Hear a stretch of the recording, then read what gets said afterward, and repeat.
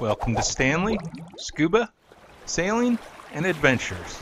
Thanks for dropping by. Don't forget to hit that subscribe button.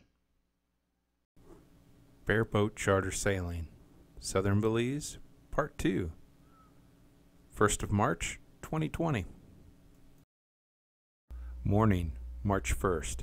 We departed Ray Key at 0830. We caught the 0900 weather forecast broadcast over the ship's radio while underway. The forecast called from winds from the east at 10 to 20 knots and seas from 4 to 7 feet with isolated showers. The wind was actually from the south, but only blowing about 2 knots. Lucky for us, as we were headed directly south. The sea was like glass, so we were motoring. Ranguana Key was on our way, and I had always wanted to see it, so we decided we'd make a stop. As we approached Ranguana, the water got shallower and shallower. Michael was at the front keeping watch. As we approached the first mooring ball, Michael called back. There was no pennant on the mooring ball to catch. As we approached the second mooring ball, the water below the keel had dropped to a depth of 1 foot. We quickly came about and went out the way we came in. We found a spot with about 13 feet under the keel, a good distance off, dropped the anchor and had a swim about and a beer.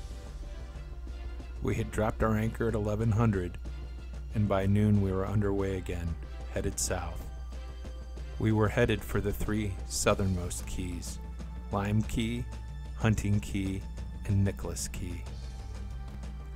The wind was on our nose at 2 to 3 knots. We continued to motor. The further south we got, the more the islands seemed to not align with the chart plotter. They were off just a little, but it made it confusing. I found myself referring to the map that came with the cruising guide. I won't call it a chart. I have a couple other videos posted about charting in this area. We made excellent time and arrived at Hunting Key at approximately 1500. Michael had a difficult time telling the grass from the rock bottom as we looked for a place to anchor.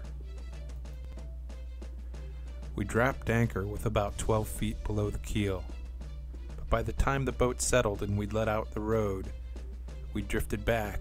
We had 15 feet below the keel. We couldn't get anywhere close to the anchorages shown in the cruising guide. It was just too shallow. Perhaps they had a catamaran in mind when they wrote those and recommended those anchorages. We were far enough south now that we could see the shadows of the Honduran mountains in the distance. We were the only boat in sight, and it looked like we had the 3 keys all to ourselves. Although the winds had been forecasted from the east, they'd been blowing from the south all day. They were relatively calm, but the forecast had called for gusts 20 knots and above through the evening.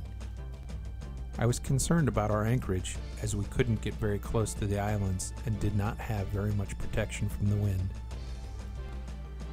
We radioed the base to advise them of our coordinates.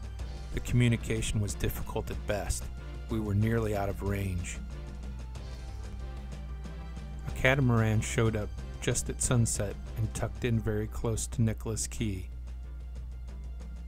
It turned out to be a relatively calm night, and the catamaran would be gone first thing in the morning. As there wasn't very much else this far south, it seemed strange that they would come and not stay very long, just to sleep. No exploration of the islands, no snorkel on the reef. To each his own. In total, we'd traveled about 26 nautical miles. Thanks for watching.